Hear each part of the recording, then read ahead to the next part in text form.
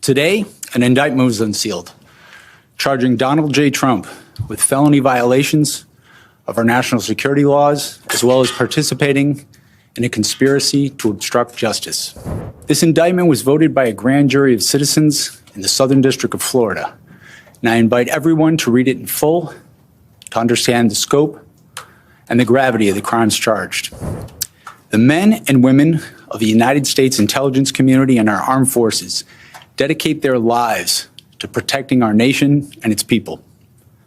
Our laws that protect national defense information are critical. We have one set of laws in this country, and they apply to everyone. It's very important for me to note that the defendants in this case must be presumed innocent until proven guilty beyond a reasonable doubt in a court of law.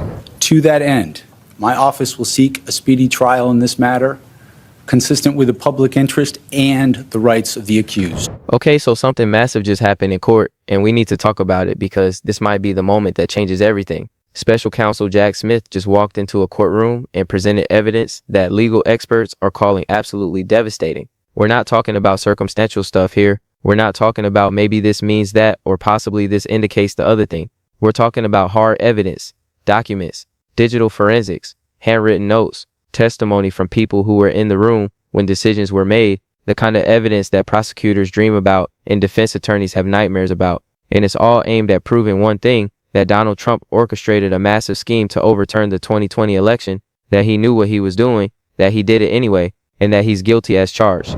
But before we go any further, real quick, let's be honest, you can't really trust headlines anymore. That's why we built Pump Politics to bring you real stories, real context, and no corporate spin. If you want to stay ahead of the headlines, join our free newsletter. We'll send the news straight to your inbox every day. Just click the link in the description to join. And if you just want to support what we're doing, join us, be part of the community that actually cares about the truth. All right, let's get back to the video.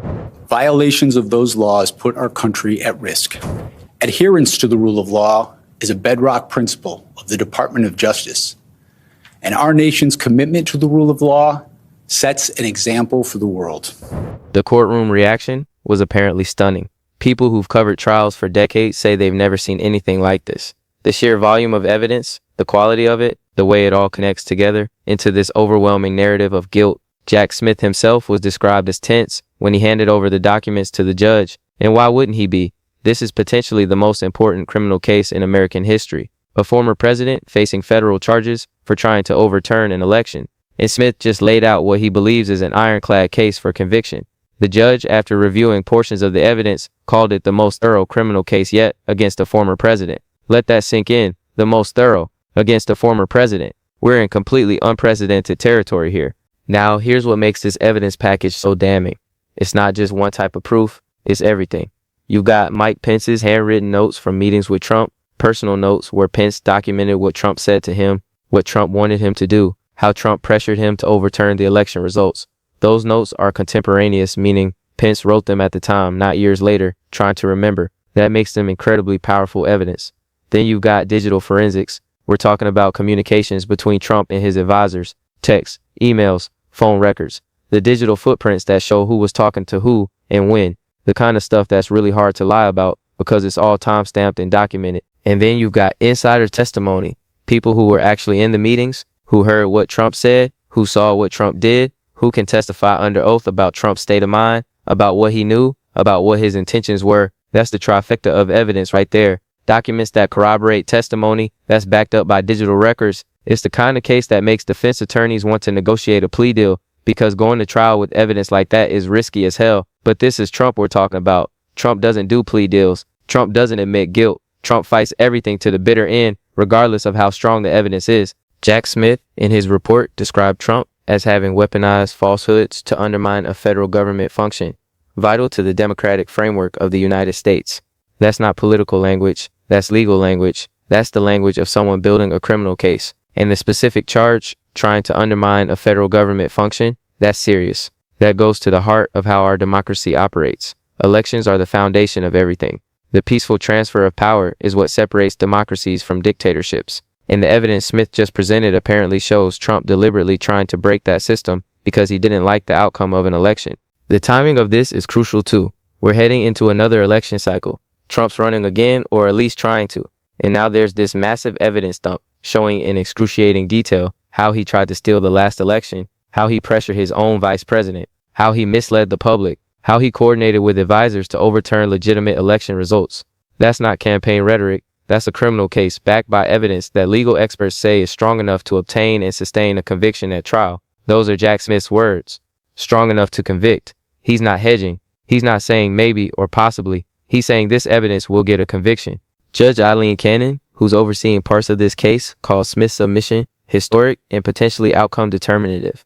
Outcome determinative. That means this evidence could decide the entire case, that is so strong, so compelling, so thorough, that it essentially seals Trump's fate. Now, Cannon has been favorable to Trump in the past. She's made rulings that helped his defense. So for her to characterize this evidence as potentially case-ending, that tells you how serious this is. This isn't a prosecutor overselling their case. This is a judge who's seen the evidence saying, yeah, this is the real deal. So buckle up, because we're about to dive deep into exactly what this evidence shows, why it's so damaging, and what it means for Trump's legal future in American democracy. This is the big one, folks. This is the moment we've been building toward for years, and the evidence just got real.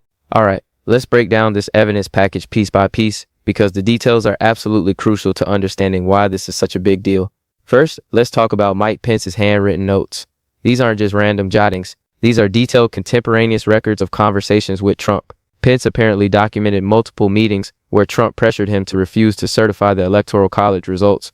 That's the smoking gun right there. Because Trump's defense has always been that he genuinely believed the election was stolen, that he was just exercising his right to challenge results he thought were fraudulent. But if Pence's notes show Trump knew the election wasn't stolen, if they show Trump was deliberately trying to overturn legitimate results, that destroys that defense completely.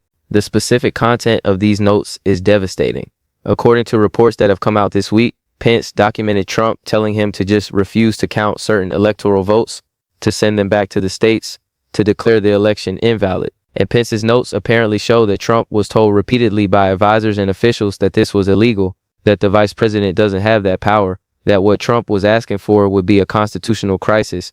And Trump's response, according to these notes, was essentially, I don't care, do it anyway. That shows intent, that shows knowledge, that shows Trump knew what he was asking for was wrong and demanded it anyway. That's not a good faith legal dispute. That's a crime. Now let's talk about the digital forensics, because this is where modern technology really helps prosecutors build airtight cases. Every text message, every email, every phone call, it's all documented. It all leaves a digital trail. And Jack Smith's team apparently spent months reconstructing that trail. They've got communications between Trump and his inner circle, showing coordination, showing planning, showing a deliberate scheme to overturn the election. This isn't Trump acting alone in a fit of anger. This is Trump working with advisors to execute a plan. They were strategizing, they were coordinating, they were trying to figure out how to keep Trump in power despite losing the election. The digital evidence apparently shows Trump's personal involvement at every stage. He wasn't just setting broad goals and letting others handle details. He was in the weeds. He was directing specific actions. He was making decisions about who to pressure and how. That completely undermines any defense that says Trump was just listening to bad advice or being misled by his team. The evidence shows him as the architect of this scheme, the person driving it forward, the one making the key decisions. You can't claim you were just following advice when the digital records show you giving the orders. Then there's the testimony from insiders, people who were in the room during crucial meetings, people who heard Trump's private comments, people who saw what he did when the cameras weren't rolling. This testimony apparently corroborates everything in Pence's notes and the digital records. Multiple witnesses, all telling the same story, all describing Trump as knowing the election wasn't stolen, but trying to overturn it anyway, all recounting meetings where Trump was told his plans were illegal and he pushed forward regardless. That kind of consistent testimony from multiple sources is incredibly powerful in court. It's really hard for a defense to overcome when you've got witness after witness, all saying the same thing. Jack Smith's characterization of Trump's actions as weaponizing falsehoods is particularly important legally, because it shows this wasn't just Trump being wrong about election fraud. It wasn't just him believing conspiracy theories. It was him deliberately using false information as a weapon, using lies strategically to achieve a specific goal, which was overturning the election. That takes this from maybe Trump was just confused or misled to Trump was actively perpetrating a fraud on the American people. That's criminal intent. That's mens rea in legal terms. The guilty mind that prosecutors need to prove for conviction. The charge of undermining a federal government function is fascinating, because it's not the charge most people expected. A lot of legal experts thought this would be about seditious conspiracy or inciting violence. but Smith went with obstruction of an official proceeding and conspiracy to defraud the United States. Those charges focus on Trump's attempt to interfere with the certification of electoral votes, to undermine the fundamental process by which we transfer power peacefully, and the evidence Smith presented apparently shows every element of those crimes. It shows Trump knew the election results were legitimate. It shows he tried to prevent Congress from certifying them. It shows he did so through fraud and pressure. That's the crime right there. What makes this evidence package so overwhelming is how it all fits together. The notes provide context, the digital forensics provide proof of coordination, the testimony provides confirmation. It's not like the prosecution has one strong piece of evidence and a bunch of weak stuff around it. They've got multiple independent strong pieces that all support each other. Defense attorneys call that a target-rich environment, and they don't mean it as a compliment. It means there are so many different avenues to prove guilt that defeating the entire case becomes nearly impossible. The judge's reaction to this evidence is telling. Aileen Cannon is not known for being hostile to Trump. In fact, she's made several rulings that helped his legal team. So when she calls this evidence historic and potentially outcome determinative, that means even a judge who's been favorable to Trump in the past recognizes how strong this case is. She's not saying it lightly. She's seen the evidence, she's reviewed the legal arguments, and her assessment is that this could decide the entire case. That's about as close as a judge will come to saying, yeah, he's going to be convicted. The special counsel's report language is also significant. When Smith says this evidence is strong enough to obtain and sustain a conviction at trial, he's not engaging in hyperbole. Prosecutors are generally careful about making predictions. They don't want to oversell their cases. They don't want to set expectations they can't meet. So when Smith says this evidence will convict Trump, he means it. He's looked at what he has. He's war-gamed the defenses. He's considered what could go wrong. And his conclusion is that the evidence is so strong, so comprehensive, so damning that a conviction is all but certain if this goes to trial. But here's where it gets complicated. Having strong evidence doesn't automatically mean conviction. You still need to see the jury. You still need to present the case effectively. You still need to overcome whatever legal maneuvers Trump's team comes up with. And Trump has shown repeatedly that he's willing to use every possible delay tactic, every procedural trick, every appeal available to drag things out. So while the evidence might be overwhelming, the path to actual conviction could still be long and complicated. The public reaction to this evidence dump is going to be intense, because unlike some legal proceedings that are technical and hard for regular people to follow, this is straightforward. The evidence shows Trump tried to steal an election. It shows he knew what he was doing was wrong. It shows he did it anyway. That's easy to understand. That's the kind of crime that doesn't require a law degree to grasp. In the evidence backing it up, handwritten notes from the vice president, digital communications, insider testimony, that's all concrete and credible. It's not abstract legal theory. It's real proof of real crimes. Trump's response to this is going to be predictable. He'll call it a witch hunt. He'll claim the evidence is fake or taken out of context. He'll attack Jack Smith personally. He'll say the whole thing is political persecution. His supporters will believe him because they always do.